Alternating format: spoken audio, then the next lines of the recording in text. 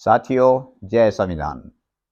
आज हम ऐतिहासिक बातें देश के संसदीय मामलों व संविधान के विश्वविख्यात हस्ती डॉक्टर सुभाष चंद्र कश्यप जी के मुख से ही सुनते हैं, जिनकी बुक्स को ऑनरेबल कोर्ट्स भी रिकॉग्नाइज करती हैं।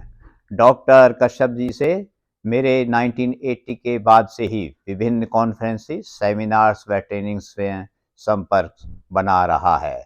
15 मार्च 2023 को इसी महीने डॉक्टर कश्यप जी से विशेष दुर्लभ जानकारी हासिल करने का अवसर मुझे मिला। डॉक्टर कश्यप किसी परिचय के मोहताज नहीं हैं, फिर भी दर्शकों की जानकारी के लिए आवश्यक है यह जानना कि वह पूर्व सेक्रेटरी जनरल लोकसभा रहे हैं और सेवानिवृत्ति के बाद लगभग 50 बुक्स व जर्नल्स के लेखक भी हैं। वह national commission to review the working of the constitution के सदस्य रहे हैं तथा इसकी ड्राफ्टिंग कमेटी के चेयरमैन भी रहे हैं, जिसकी रिपोर्ट आई वर्ष 2002 में और जो मार्गदर्शक बनी आज के हमारे संवैधानिक संस्थाओं की। उनको कुछ पद्म विभूषण के अवार्ड से भी सुशोभित किया गया है और विभिन्न नेशनल व इंटरनेशनल इंस्टीट्यूशंस से जुड़े हुए भी हैं। जानते हैं 93 वर्षीय डॉक्टर कश्यप जी से उनके नई दिल्ली स्थित सैनिक फार्म हाउस से।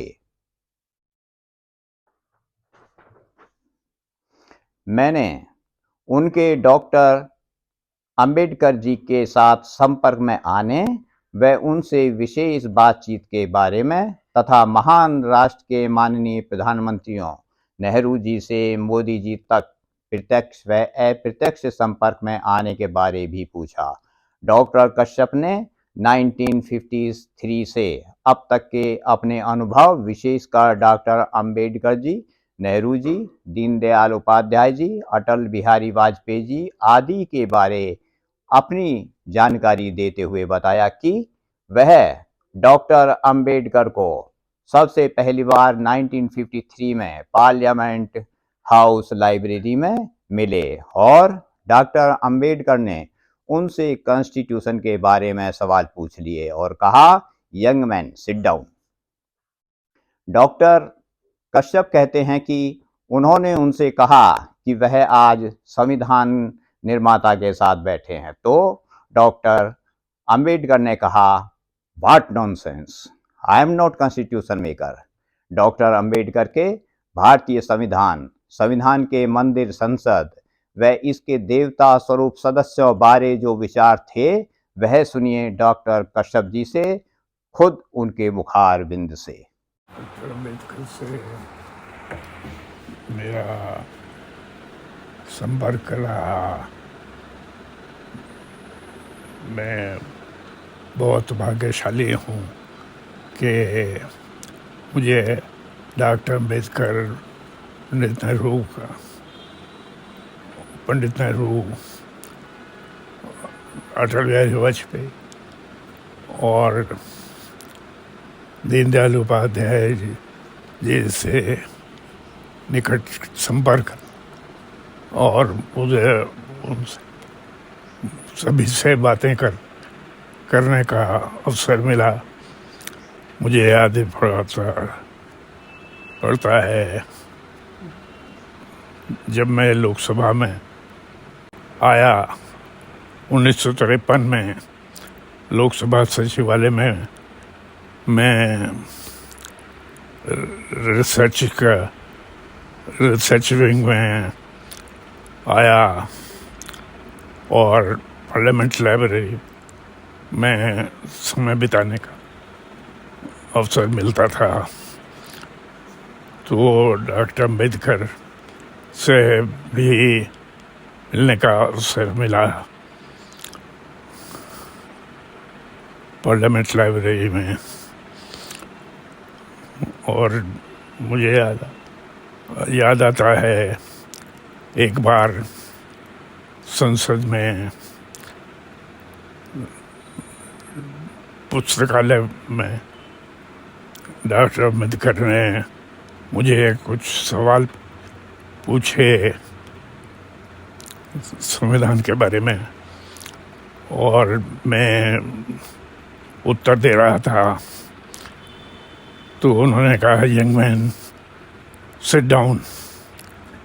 तो मुझे उनकी आज्ञा का पालन करके बैठ गया। मैंने कहा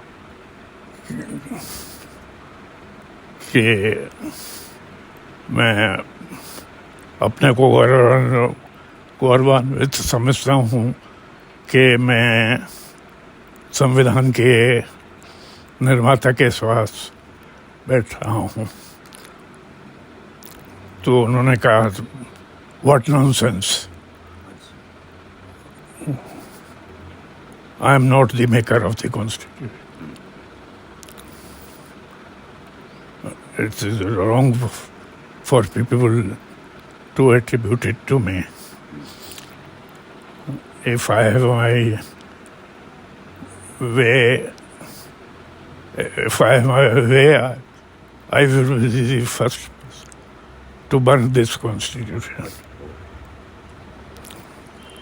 और क्योंकि उन्होंने मेरे से कहा 1-to-1 बात हुई थी, तो मैं कभी इसको कोट नहीं करता था। उसके बाद बरसों बाद मैंने देखा कि उन्होंने राज्यसभा के डिबेट्स में, प्रिंटेड डिबेट्स में वही सेंटेंस दोहराया था, और उन्होंने कहा था कि हमने एक मंदिर बनाया, भारत के लोगों ने संविधान बनाया, हम लोगों ने मंदिर बनाया, उसमें देवताओं को बैठना था, लेकिन प्राण प्रतिष्ठा होने से पहले ही उसमें देवता नहीं बैठे। डॉक्टर अंबेडकर के विचार संविधान बनाने, संविधान की महानता व विशेषता आदि के बारे में अन्य बातें भी सुनिए आगे डॉक्टर कश्यप जी से। जितना मैंने जाना उसके आधार पर कह सकता हूँ कि डॉक्टर अंबेडकर भी मानते थे कि संविधान उन्होंने नहीं बनाया, बल्कि हम भारत के लोगों ने अपने संविधान के द्वारा अपने को ये संविधान दिया। और डॉक्टर अंबेडकर के विचार भिन्न थे। कतिपय मामलों में अगर उनका बस चलता तो संविधान का स्वरूप भिन्न होता। और उन्होंने संविधान सभा में के डिबेट्स को देखिए तो बहुत मामलों पर उन्होंने अपने विचार व्यक्त नहीं किए, और उन्होंने संविधान सभा के ऊपर छोड़ दिया कि उसके जो नेता थे जवाहरलाल नेहरू पटेल वगैरह, उनके प्रभाव में और संविधान सभा के जो निर्णय लिए उन्हीं से संविधान बना। दूसरे वो एग्जीक्यूटिव को, कार्यपालिका को अधिक सशक्त करना चाहते थे और प्रेसिडेंशियल सिस्टम के पक्षधर। तो ये कहना, ये अम्बेडकर को शेर तो ठीक है उनका, लेकिन उनके विचारों का प्रतिबिंब है, ये कहना शायद अम्बेडकर जी स्वयं उसके पकड़ धर नहीं थे। उनका पांडित्य, संवैधानिक पांडित्य बहुत तीव्र था और उनका ज्ञान अद्भुत था, और उनकी कुशलता अनुकरणीय थी। संविधान को जितना वो समझते थे कुछ उतना कम लोग समझते थे, लेकिन उनको शेर देना तो ठीक है, लेकिन उनको संविधान के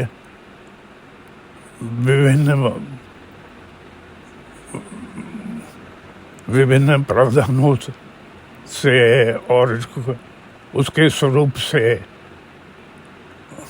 आइडेंटिफाई नहीं किया जा सकता। उनके विचार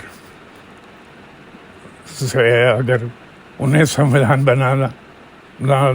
बनाना होता तो शायद उसका स्वरूप ये नहीं होता जो है। क्या प्रश्न पूछा था आपने? सर, भारत को सोने की चिड़िया माना जाता है। आपने आज़ादी के समय व पहले चुनाव 1951-52 से आज तक का संसदीय प्रणाली देखी है। भारत विकसित राष्ट्र कब तक बन सकता है, इसके लिए शासन तंत्र की तीनों शाखाओं विधायिका, कार्यपालिका को विशेषकर क्या करना चाहिए? जो संविधान दिया वो महान है, और मैं चाहूँगा कि सदियों तक वो संविधान रहे और अक्षुण्ण रहे, क्योंकि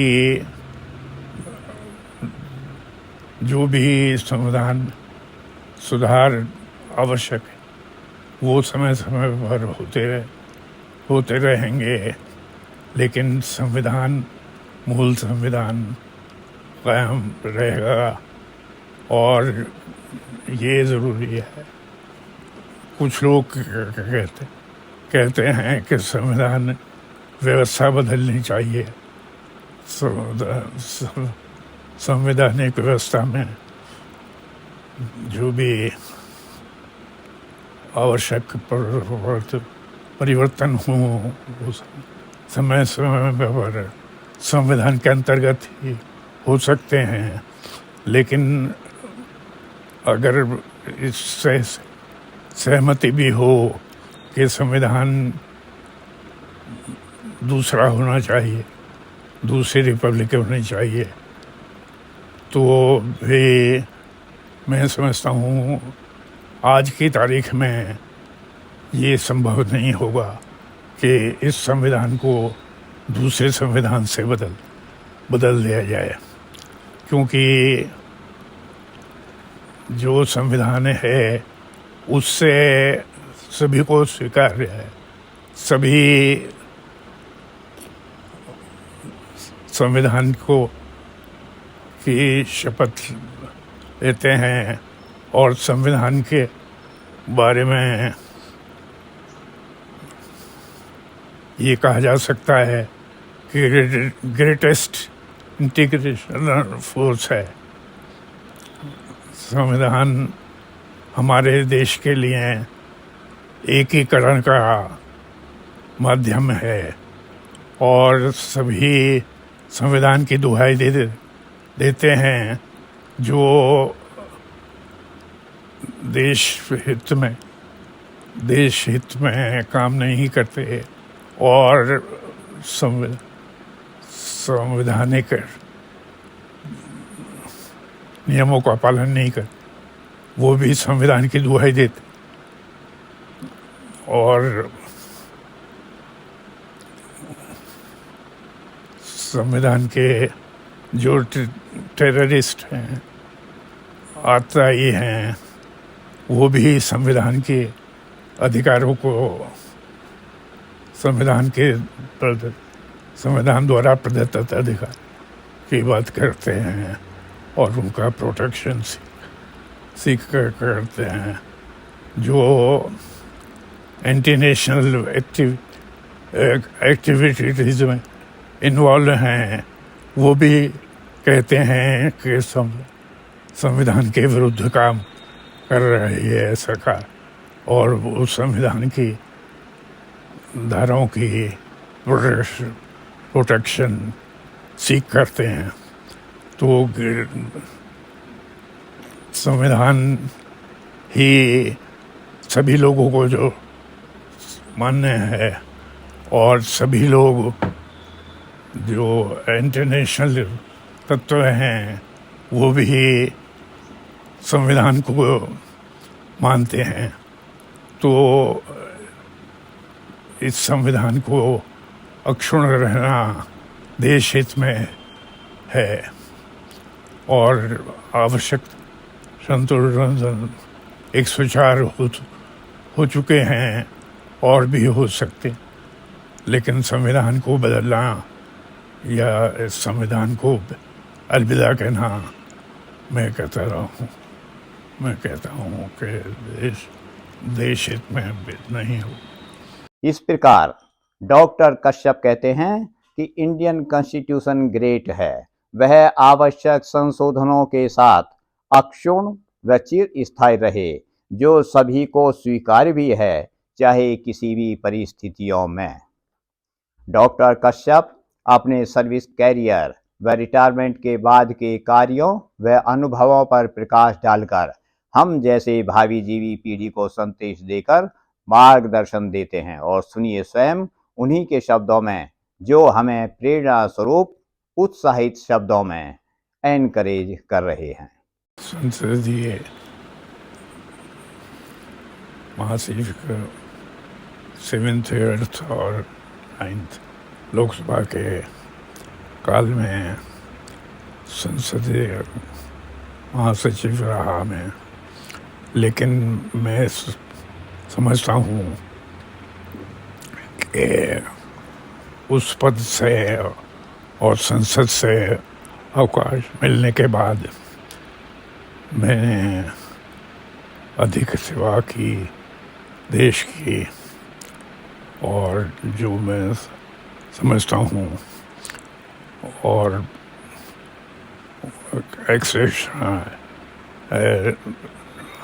ऐसे क्षण बहुत बार आए जब मैंने अपने को गौरवान्वित समझा और जो भूमिका मैंने निभाई पर्दे के पीछे वो अधिक महत्वपूर्ण थी और उससे मुझे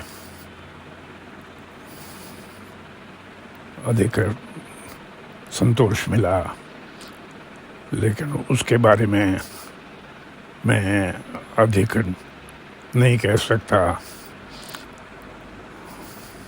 सर बहुत बहुत धन्यवाद। हम तो एक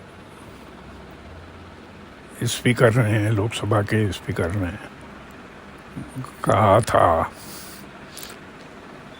मेरे महासचिव रहने के बाद, महासचिव के पद से अवकाश लेने के बाद, उन्होंने एक पुस्तक का विमोचन करने के समय कहा कि डॉक्टर कश्यप महासचिव लोकसभा के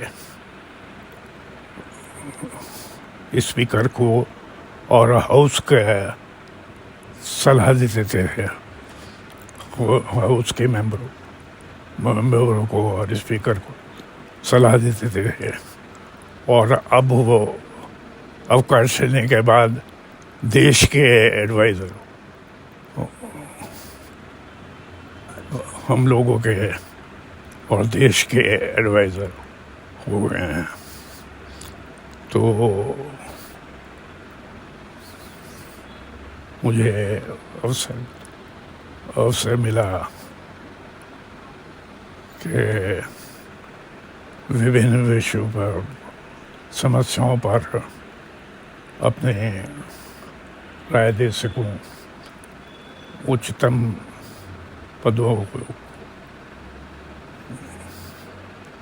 पदों पर आसीन व्यक्तियों को सलाह दे सकूं और निष्पक्ष सलाह दे सकूं।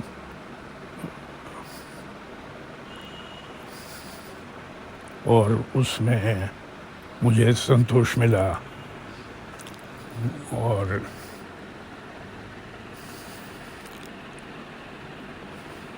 उसके बारे में मैं आपने देश की सेवा की है बहुत, और आप उन गिने चुने लोगों में से हैं जिन्होंने संविधान को और संसद को बहुत अच्छी तरह समझा है। और उन गिने चुने लोगों में शामिल मान करता हूँ जो संविधान और संसद के क्षेत्र में सक्रिय रहे हैं। मैं आपको साधुवाद देता हूँ और आपके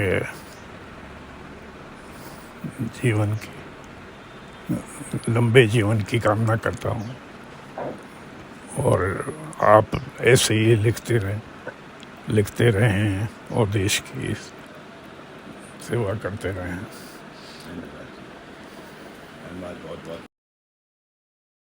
अंत में उम्र के लिहाज से इतना कुछ बोलने के बाद उन्होंने मेरे अच्छे जीवन की कामना की तथा प्रेरित किया कि आप मैं लिखते रहें और देश की सेवा अपने अनुभव से करते रहें। लिखना वह भी सही और देश की सेवा ही है।